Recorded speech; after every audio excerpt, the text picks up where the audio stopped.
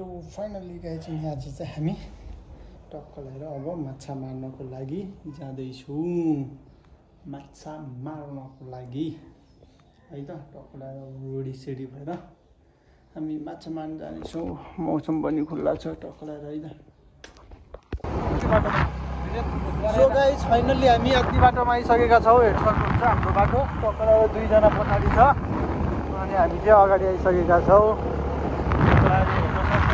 जङ्गलको बाटो हाम्रो हिमालहरू सुन्दर सुन्दर अब माछापुच्छ्रे अन्नपूर्ण हिमालहरू है टक्क लगाएर अगाडिको चाहिँ। अनि हामी यहाँ छौँ फाइनली अब हामी जाँदैछौँ टक्क लगाएर। अब यहाँ साथीहरूलाई कुरा एकछिन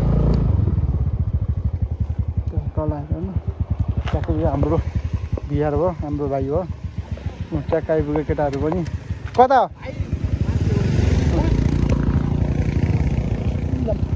टक्क लगाएर केटाहरू पनि आइसक्यो है। अब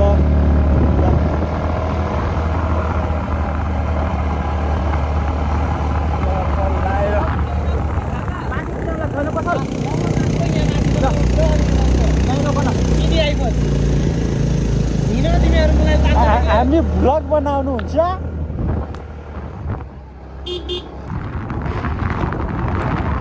गाइज ल हेर है, यहाँबाट यस्तो बवाल भ्यू देख्दो रहेछ टक्क लगाएर। यहाँबाट यस्तो हेर्दाखेरि हामीलाई मानुकोटको अनुभव हुँदो रहेछ, मानुकोटका जस्तै टक्क लगाएर। बादलको माथि माथि बल्ले बल्ले।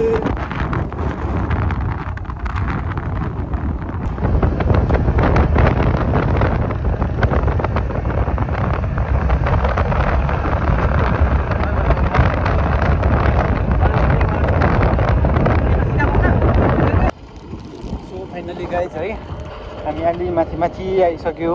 हामी एकदम नजिक छौँ टक्क लगाएर। यहाँ भ्यू हेर्न सक्नुहुन्छ टक्क लगाएर।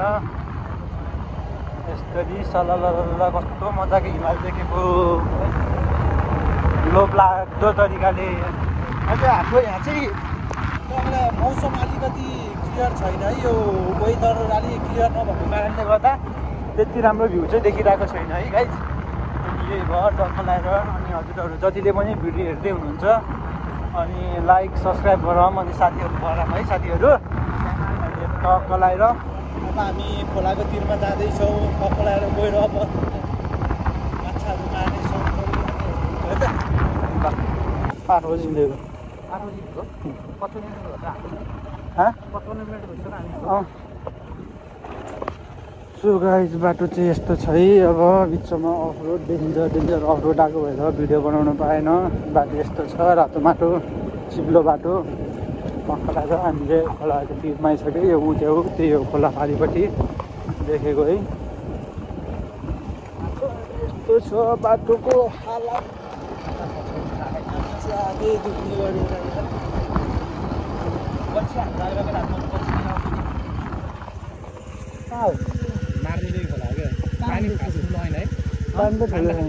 पानी त ठुलो छैन। बल्छी ल्याउनु हुन्छ नि साला। सो फाइनल्ली गाइज हामी चाहिँ हाम्रो डेस्टिनेसन आइपुगेका छौँ टक्क लगाएर। अनि हामी केटाहरू माछा मार्ने माचिनेहरू सबै। अनि यो औँसीली टक्क लगाएर।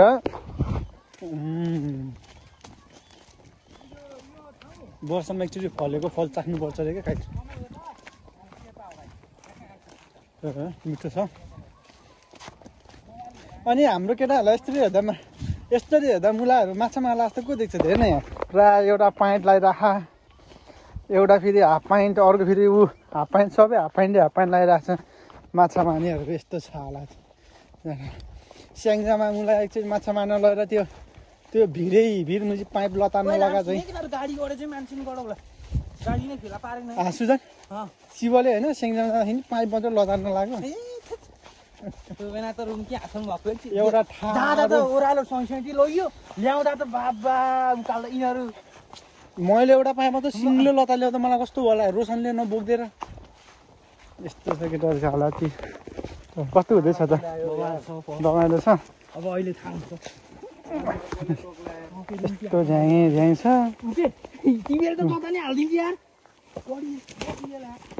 के लम गरिदिन्छ त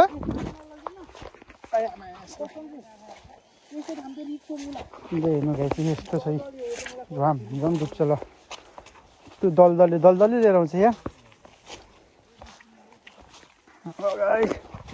त्यो दलदली नल्याउँ न हौ केटा मलाई अरू थाहा छैन माछा पाएन भने शिवले भरे मन्डीमा गएर किनेर भनी खुलाउँछ जानेको कुरा त्यही हो सादा जीवन उच्च विचार साथी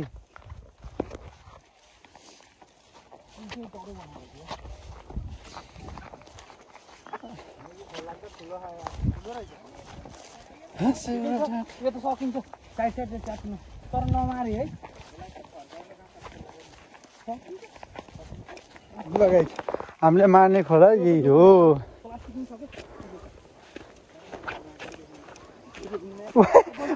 ओए सुजन चप्पलको हालत हेर्न यहाँ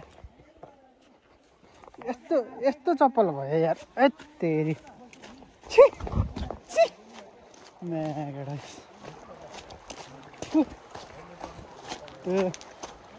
यस्तो नि हुन्छ त हालत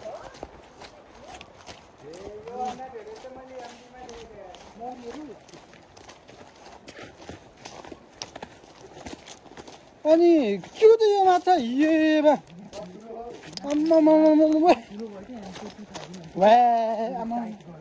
कति ठुल्ठुलो त माछा ओए मुला चेपाङ्गाको बच्चा भन्दा सानो यार माछा पनि यस्तो माछा मार्न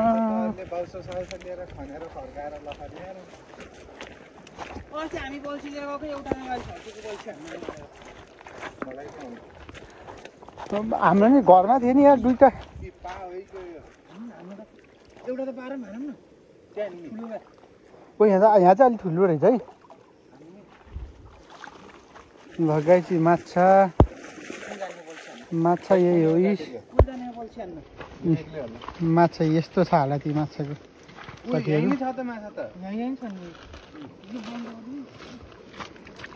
माछा यस्तो रहेछ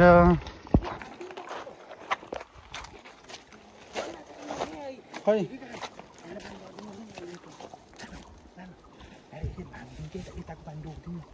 तल्लो पहिला थाप्नु पर्छ दाजु माछा मार्न आएको मुला छाता बोकेर खाए यार यो म त रिस उठिसक्यो चप्पल देखेर चप्पल फर्केको ऊ छाडिदिएको माथि गरौँ ल यहाँ चाहिँ न उहाँ हाम्रो मेन माछा मार्ने मान्छे उहाँ अगाडि पुगिसक्यो यार ओ यता उयो ढुकुर उडेको होइन यहाँ ढुकुर उडे यार उहाँ गएर बस्याहरू छाता उड्न भाइ कालो भइन्छ के गर्ने कालो भइन्छ छाताबाट कालो भइन्छ छालो जान्छ कालो जान्न मुला कति उस गर्नु त कहिले पो गऱ्यो तेरो नि यस्तरी मान्छे मैले भन्थेँ कि मानिसको नि माछा हिलो भएको चटकिरी आउनु पर्थ्यो नि यहाँ त म त अरू केही नि होइन बुढो नुहाउन चाहिँ जस्तो लाग्यो नुहाम भने पनि हिजो भर्खर नुहाएको क्या फेरि हिजो नुहाएको फेरि आज नुहायो फेरि गोरो भयो भने टेन्सन हुन्छ नि त अनि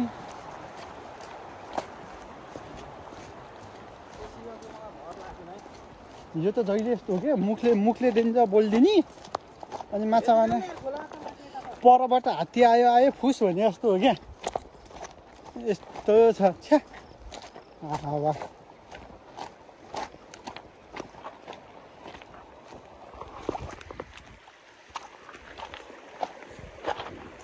सब भुसुना मात्रै रहेछ क्या मारेर भइसकेछ अनि है सुजन भाइ मारेर भइसकेछ बरु एक दिन हामी सिकार खेल्न जाऊँ हौ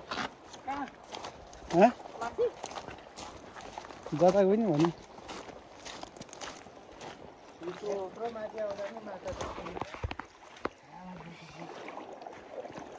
ओ मेरो त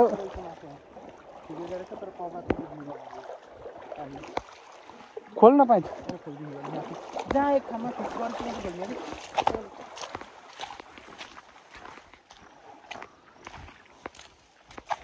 मैले चेन्ज गरेर आएर एकदम काइदा भन्छ नि त। अब कट्टु थियो त तैँले मागे म कट्टु दिन्थेँ त। अनि खोलिदिन त कट्टु झोला माल।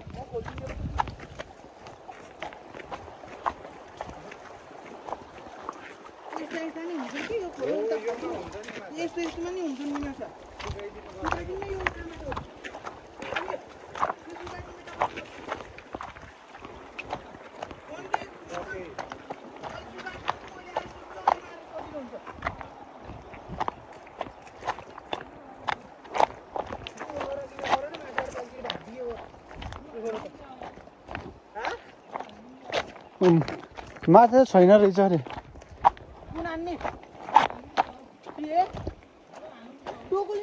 यो मेरो चप्पल फर्केको देखेर टेन्सन लागिसक्यो हौ। दोकान त ढुङ्गा घिसार्दै हाल्नु किन पर्छ माछा खै तर यतापट्टिको भाग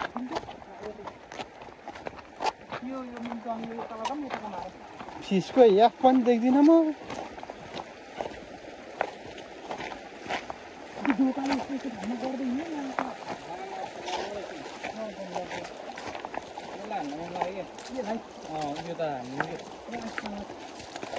के हान्दिने यताको सुकाउने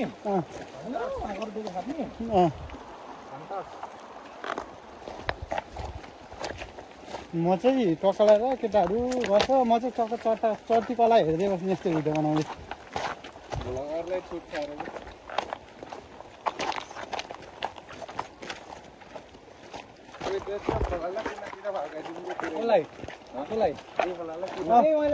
त्यही गरिदिउँ ल कतिको सजिलो पो हेर पहिला त तल बार्नु पर्छ कि हान्न त हान्छ जस्तो लाग्यो धेरै पहिला हान्छ त्यहाँ माथि पछि त हुन्छ नि हान्छ धेरै पहिला हाल्यो।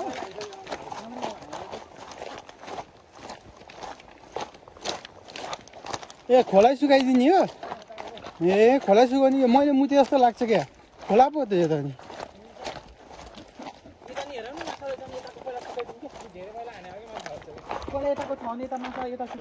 ओइ रहेछ यारु। ओ यो सुकाइदिउँ पहिला केटा यो सजिलो हुन्छ अनि बल्ल यताको मसिनो अरे मुजी यो मसिनो खानु रन्डीको भाइ एकैचोटि ठुलो हेर्न खोज्छ कि यसले त्यो भएर रिस उठ्छ कि गहुँ पनि पहिला यताको सुकाइदिउँ होइन यताको सजिलो खाँदै सुकाउन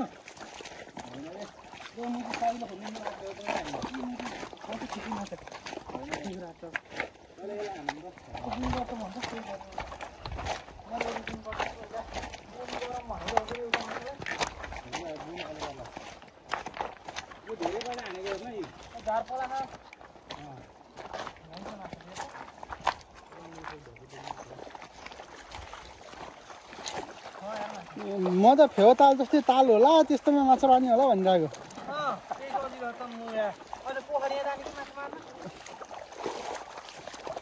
मैले त त्यही सोचिरहेको थिएँ कि फेवा ताल जस्तै पोखरी होला त्यस्तोमा माछा पानी होला भन्ने सोचिरहेको थिएँ मैले त। एक्सपेक्टेसन चाहिँ ठुलो गरेछ तर रियालिटीमा यस्तो आइपऱ्यो। अब के गर्नु त धेरै अब नआइन सुकाउने कुन भन् छ तर माछा त ठिकै ठिकै रहेछ।